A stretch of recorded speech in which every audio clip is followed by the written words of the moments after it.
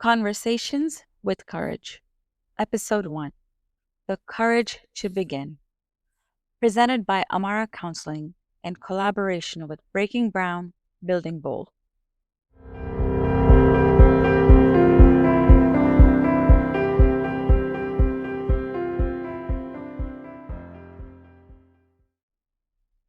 Hello and welcome. I'm your host, Supreet Gupta, a licensed associate marriage and family therapist, and I'm genuinely thrilled to launch this space with you today.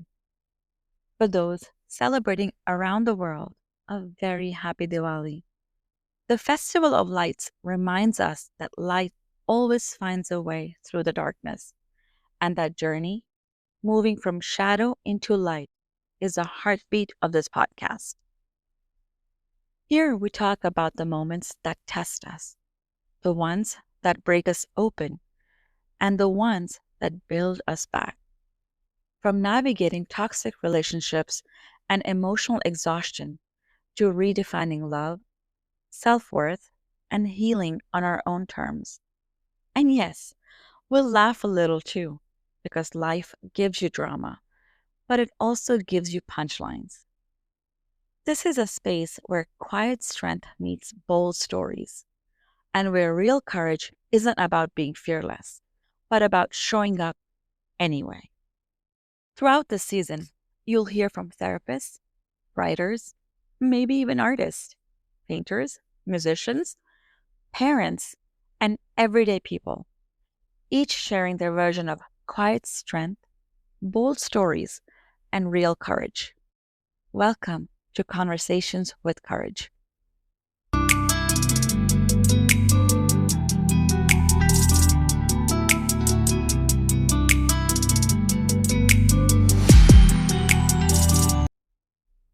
So today, I want to talk about what courage really looks like.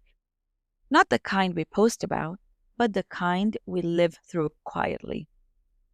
I want to talk about where it comes from, what it may look like, and how sometimes it shows up through the people around us, and sometimes from deep within ourselves.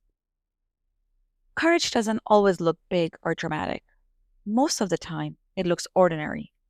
It looks like honesty, boundaries, or taking one small step towards yourself. And today, I want to share my personal story on how I found courage in moments that came from others and moments that came from within at different times in my life, often when I least expected it, but mostly when I most needed it. The whisper of courage. When we think about courage, we tend to imagine grand gestures, quitting a job, walking out, starting over. But real courage usually starts quietly. It's the moment you admit, okay, something's off here. It's the decision to stop pretending you're fine.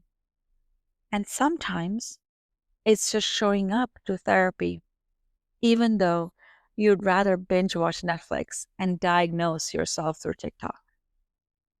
Courage doesn't erase fear, it walks with it. And no one may notice it, but you will. And that's enough to begin.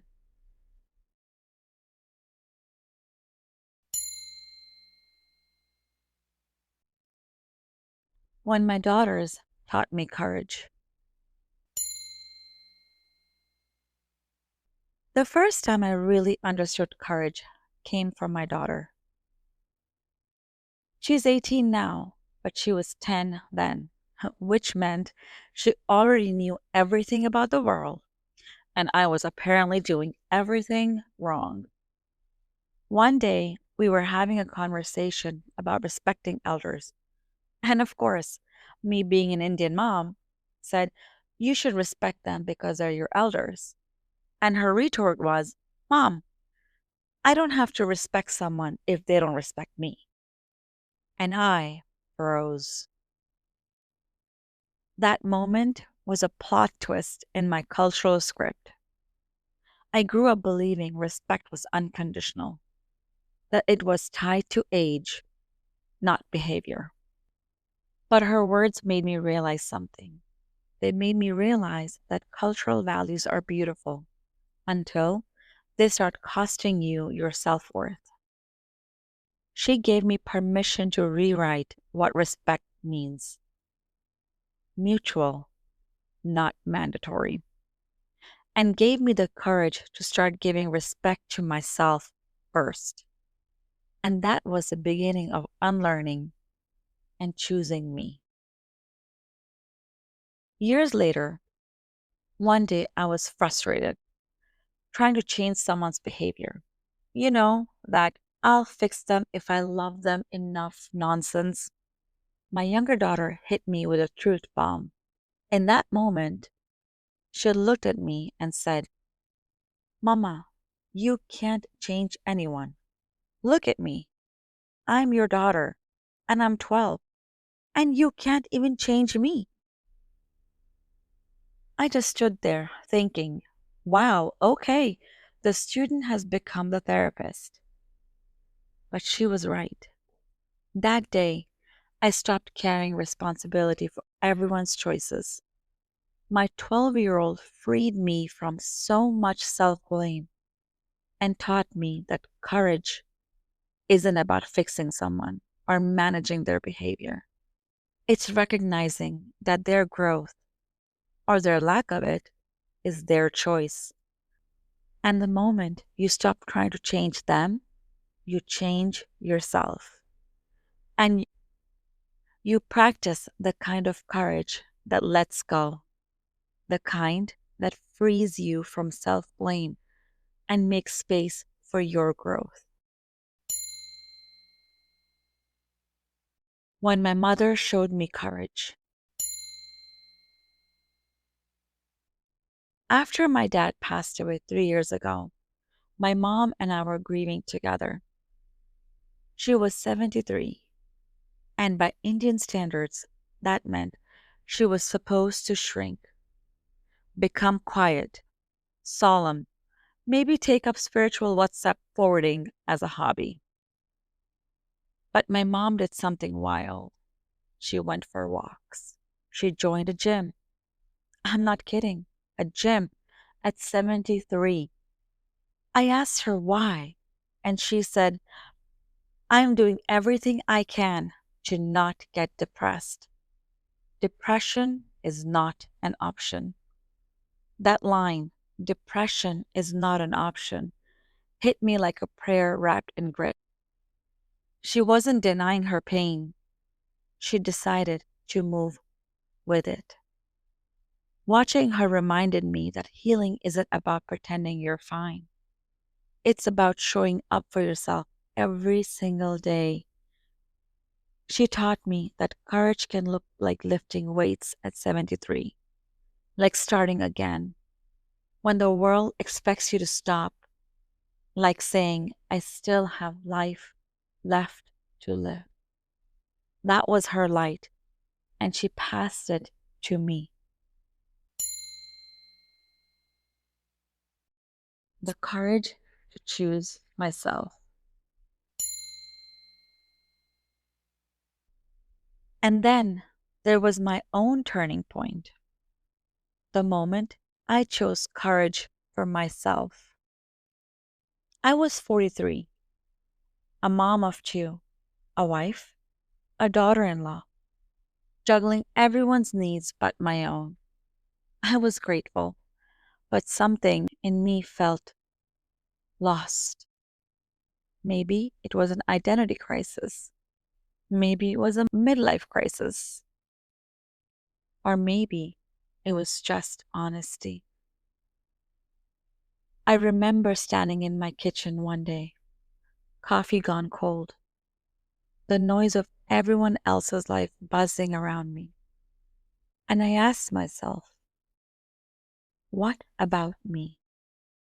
What was my dream? What did I want? And for the first time in years, I had an answer. I wanted to do this. I wanted to help people. I wanted to understand relationships, healing, and empower myself and others on a deeper level. So I made a bold choice. I went back to school to finally get the degree I had always wanted, but kept postponing because life kept on happening. I did it at 43 with teenagers, in laws, and a calendar that looked like a war zone. People said, "You're so brave." And I thought, no, I'm just tired of putting myself last. That was the moment I stopped waiting for permission. The moment I realized courage doesn't always mean walking away or giving in. Sometimes it means walking back to yourself. And honestly, sitting here now, recording this podcast, feels like another one of those moments. Because even this, finding the courage to share my story, to speak out loud, what I spent years helping others find words for, took guts. I hesitated. I doubted. I pondered about it for months. I almost talked myself out of it. What if no one listens? What if people judge? What if I'm not ready? But then I remembered courage isn't about the outcome, it's about showing up anyway. This podcast is me choosing courage again in real time.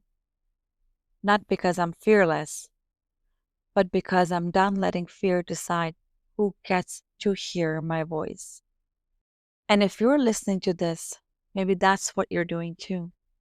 Maybe you're looking for courage and finding your own version of courage, one step, one truth, one moment at a time.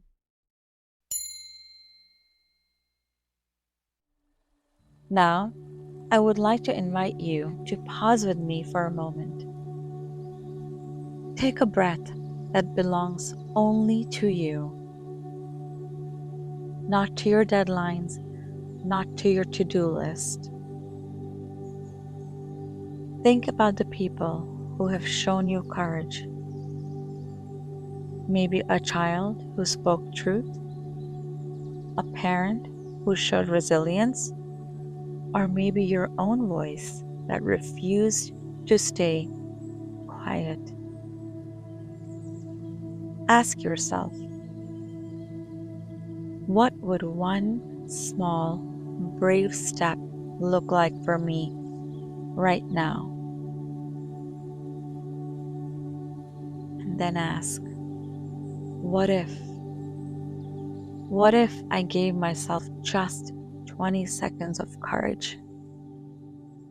Because sometimes that's all it takes to change everything. So as diyas light up homes across the world tonight, remember, courage doesn't always roar. It's more like a flickering candle in a drafty room. Sometimes it cracks a joke through tears or challenges culture at a young age or laces up sneakers at 73 or fills out a college application at 43 or start a podcast at 46. You don't need to see the whole path. Just trust the next honest step in front of you. Trust yourself. Choose yourself. One moment at a time, just for 20 seconds.